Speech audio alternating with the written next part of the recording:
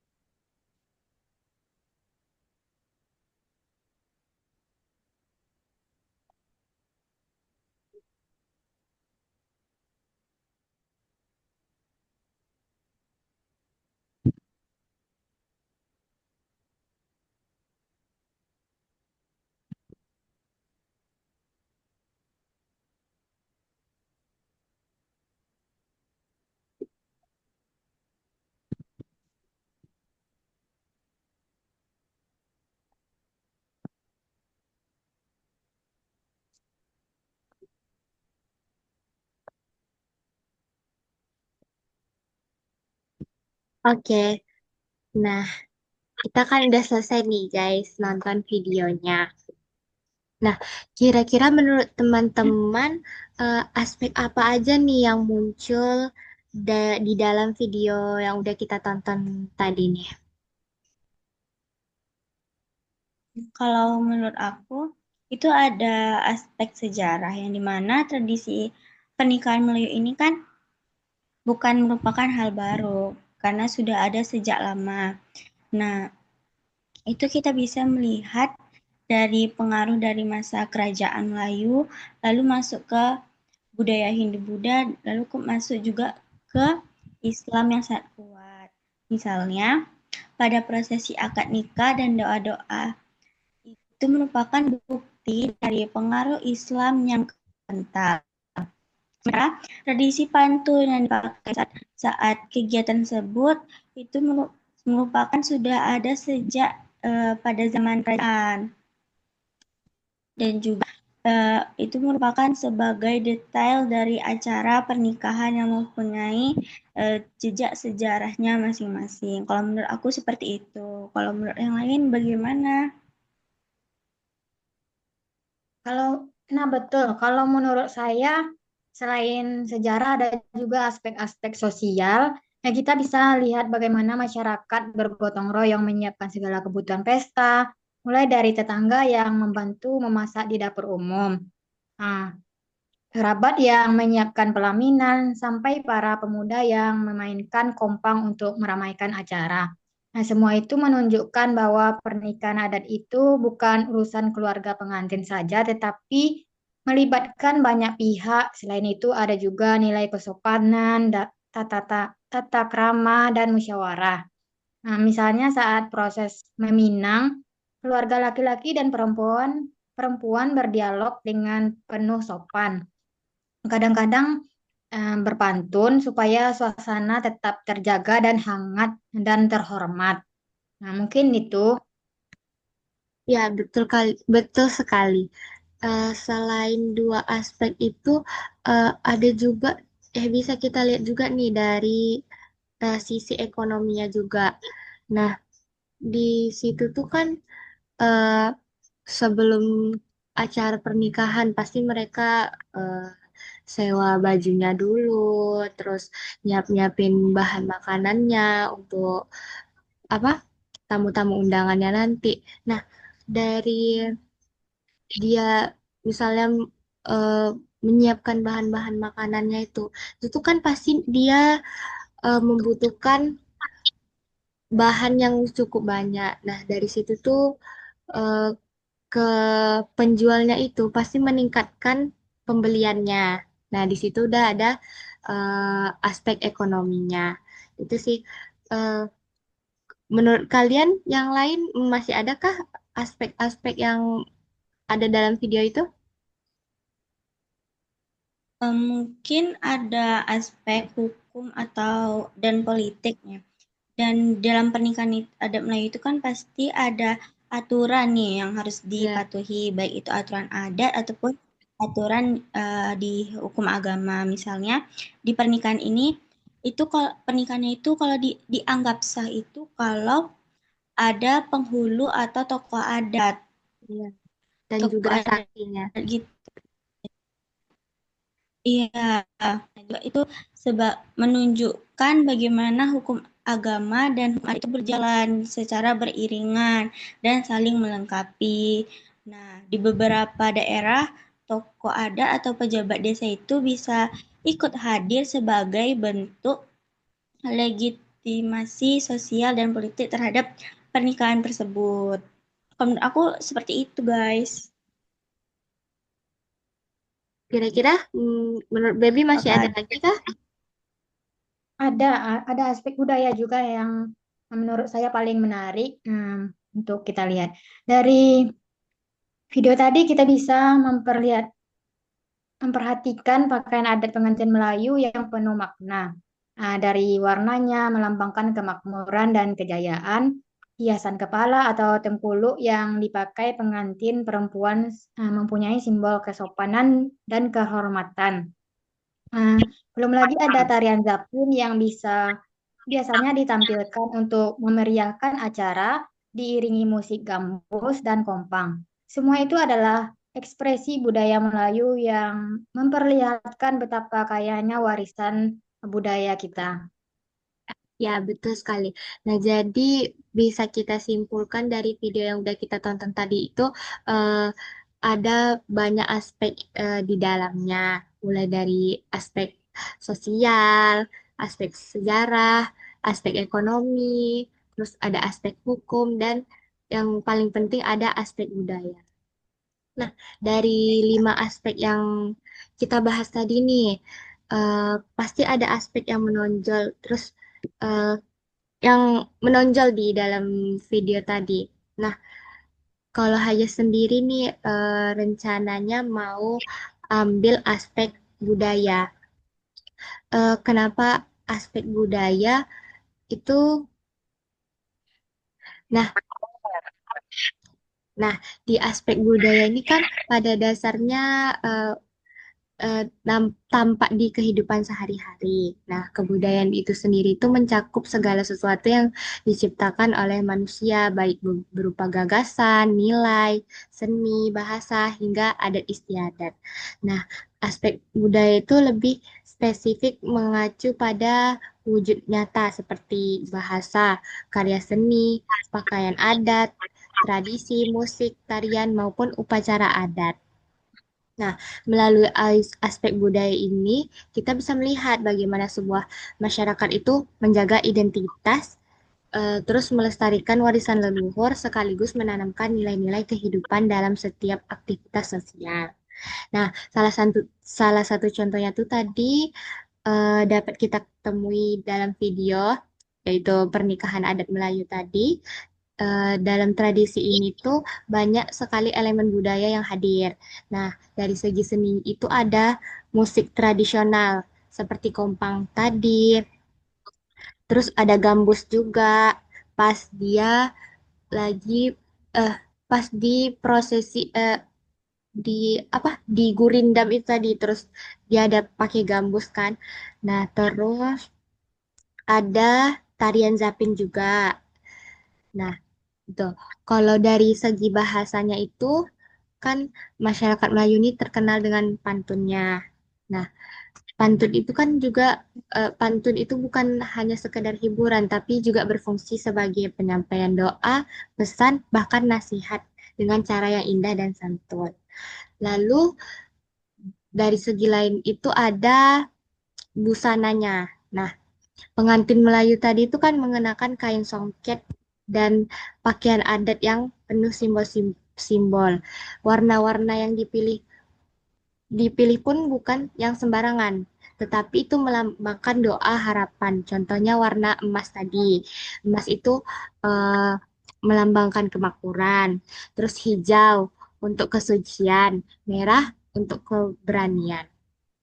Nah, dari semua apa eh, aspek bukan wait dari beberapa segi tadi itu, dari tradisi busana, terus pakaian, terus bahasa, semua itu tuh eh wait nah, dari semua yang udah dijelasin tadi tuh, itu tuh semua tuh bisa kita kaitkan dengan pembelajaran di SD. Itu tuh terdapat di buku IPAS kelas 4 di bab 7. Yang mana itu tuh tentang keberagaman budaya dan kearifan lokal. Di mana di bab tersebut tuh kan siswa diajak mengenal beragam adat istiadat, pakaian adat, tarian, dan tradisi dari berbagai daerah di Indonesia. Nah, dengan mempelajari pernikahan Melayu tadi itu, dari video yang udah kita tonton, siswa itu jadi tahu contohnya pakaian adat pengantin Melayu, menjadi contoh nyata bahwa pakaian tradisional tradisional tidak hanya berfungsi sebagai busana, tetapi juga memiliki nilai filosofis yang dalam. Begitu pula tarian zapin yang ada di video tadi, yang menunjukkan bahwa kesenian tradisional bukan sekedar hiburan, melainkan sarana melestarikan budaya sekaligus mempererat kebersamaan. Nah, dengan begitu, ketika guru menjelaskan materi keragaman budaya di kelas, siswa tidak hanya membaca teori di buku, tapi dia bisa melihat langsung contoh konkretnya dari tradisi yang masih hidup di tengah masyarakat. Kalau hanya itu, kalau dari kalian mau ngambil aspek yang mana? Kalau aku ngambil dari aspek sosial. Nah, aspek sosial itu kan berkaitan dengan hubungan antar individu dalam masyarakat. Setiap orang yang hidup tidak lepas dari orang lain, sehingga dibutuhkan interaksi sosial untuk menjaga keharmonisan. Dari interaksi ini dapat berupa kerjasama, komunikasi, serta musyawarah, hingga penghormatan terhadap norma dan tata krama itu berlaku. Melalui aspek sosial, masyarakat dapat membangun solidaritas, saling membantu, dan menciptakan kehidupan bersama yang harmonis. Tanpa adanya aspek sosial ini, hubungan antar anggota masyarakat bisa renggang dan tujuan bersama itu sulit tercapai. Nah, salah satu yang paling penting dalam aspek sosial musyawarah untuk mufakat.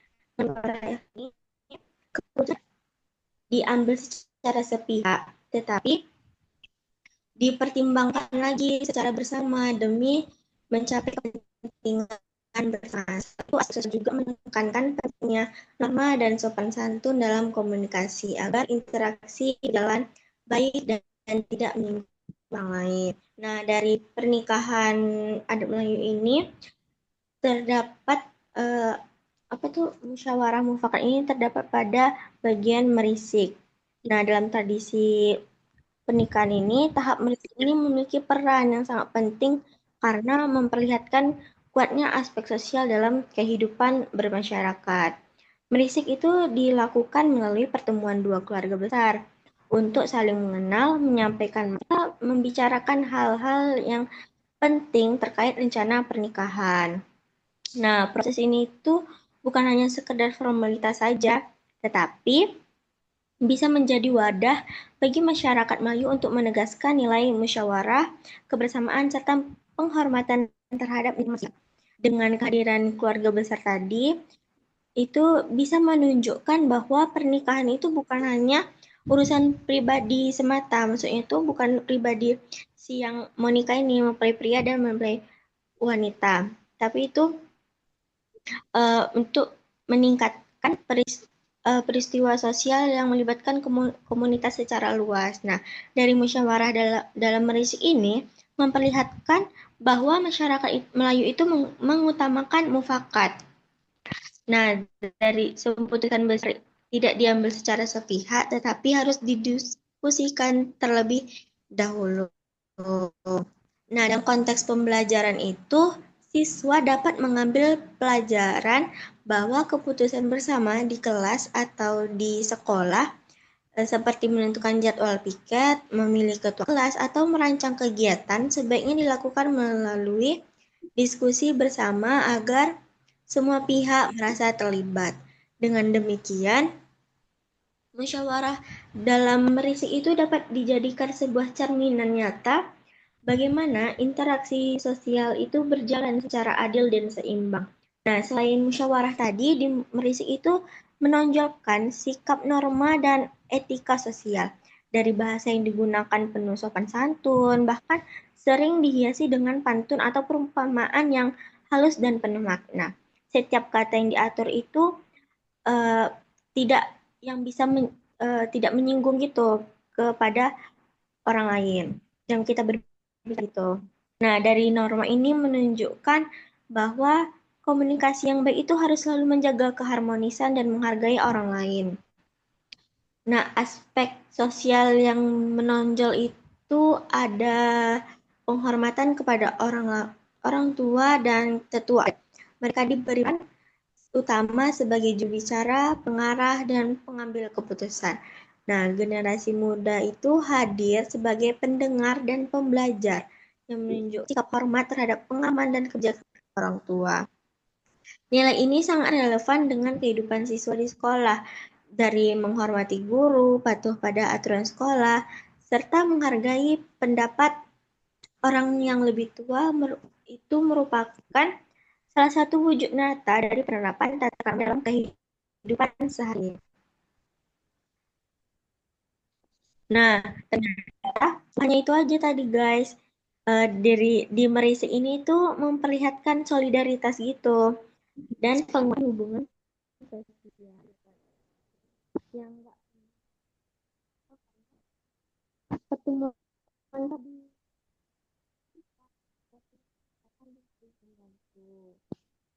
Nah, dalam kaitan dengan ini terdapat pada buku IPA kisah 4 di kelas 6 pada topik interaksi di lingkungan dan masyarakat. Fisik di pernikahan itu bisa dijadikan sebuah contoh nyata bagaimana aspek sosial itu berlaku dalam kehidupan sehari-hari. Nilai yang bisa diambil itu yang pertama itu ada musyawarah untuk mufakat. Sebagaimana dua keluarga tadi berdiskusi dalam kegiatan berisik di pernikahan itu, nah siswa itu bisa juga ikut berdiskusi dalam menentukan keputusan di kelas seperti kayak menentukan ketua kelas atau menentukan jadwal piket. Yang kedua itu ada sopan dan santun. Nah, dari situ terlihat dari bahasa halus dalam merisik itu dapat diterapkan kepada siswa, bagaimana cara berbicara kepada teman ataupun kepada guru. Nah, yang ketiga itu ada penghormatan kepada orang tua. Sejalan dengan kewajiban siswa itu harus menghormati guru dan orang yang lebih tua. Yang keempat itu ada komunikasi sosial yang sehat. Dari melalui pantun dan dialog yang sopan itu bisa meningkatkan komunikasi yang baik di lingkungan sekolah. Nah, yang kelima itu ada penguatan hubungan sosial. Karena merisik itu kan tadi mempererat suatu keluarga nih. Nah, di sekolah itu bisa kita ajarkan bagaimana cara bekerja sama dan mempererat persahabatan. Nah, dari situ siswa dapat belajar bahwa aspek sosial itu bukan hanya ada hanya ada pada maaf guys. Nah, siswa itu dapat belajar bahwa aspek sosial itu bukan hanya ada dalam adat dan budaya aja, tetapi juga sangat penting dalam kehidupan sekolah dan masyarakat. Dari tradisi merisik tadi menjadi cerminan nyata bahwa nilai musyawarah, sopan santun, penghormatan, dan kebersamaan itu relevan dan perlu dijaga hingga kini. Menurut aku seperti itu. Kalau menurut Baby dan ya menurut Baby bagaimana? Apa aja tuh aspek apa aja yang terdapat tadi aspek utamanya gitu? Nah, kalau aku ambilnya aspek ekonomi, nah di dalam pernikahan adat Melayu bukan hanya sekedar peristiwa budaya, tetapi juga memberikan dampak ekonomi yang luas bagi masyarakat, nah, sebagai aktivitas produksi, konsumsi, distribusi, hingga ekonomi kreatif terlibat dalam penyelenggaranya. Yang pertama, pernikahan menjadi ajang produksi, banyak pelaku ekonomi lokal terlibat mulai dari penjahit, pengrajin songket, tukang rias, membuat kue, hingga menyediakan dekorasi pelaminan. Mereka semua memperoleh penghasilan dari jasa dan produk yang mereka sediakan. Yang kedua yaitu pernikahan mendorong aktivitas konsumsi. Kebutuhan masyarakat meningkat tajam menjelang acara, seperti bahan makanan, pakaian, perhiasan, hingga jasa hiburan. Hal ini menggerakkan roda perdagangan lokal, baik pasar tradisional maupun modern. Yang ketiga, pernikahan melibatkan distribusi melalui tradisi antar pakatan. Tradisi ini meringankan beban biaya tuan rumah, karena setiap keluarga dalam lingkungan sosial ikut memberikan sumbangan. Sistem ini dapat dipandang sebagai bentuk asuransi sosial tradisional, bantuan yang diberikan hari ini akan dibalas pada hari keluarga pemberi bantuan menyelenggarakan hajat. Ini bisa kita kaitkan dalam pembelajaran IPS kelas 4, dalam pembelajarannya bab 7, bagaimana mendapat semua keperluan kita, topik C, kegiatan jual beli sebagai salah satu pemenuhan kebutuhan. Pernikahan adat Melayu dapat dijadikan contoh nyata aspek ekonomi. Nilai yang bisa dikaitkan yang pertama produksi seperti penjahit dan pengrajin songket yang menghasilkan barang untuk pernikahan. Yang kedua konsumsi, masyarakat membeli kebutuhan acara. Sama halnya dengan siswa yang belajar tentang kegiatan membeli barang sehari-hari. Yang kedua yaitu distribusi. Tradisi antar pakatan menunjukkan pentingnya berbagi dalam memenuhi kebutuhan. Yang keempat, gotong royong ekonomi, sama seperti kerjasama siswa saat mengumpulkan yuran kelas. Yang kelima, ekonomi kreatif, melestarikan budaya melalui usaha kerajinan dan seni yang mendukung kehidupan masyarakat. Mungkin cuma itu yang apa.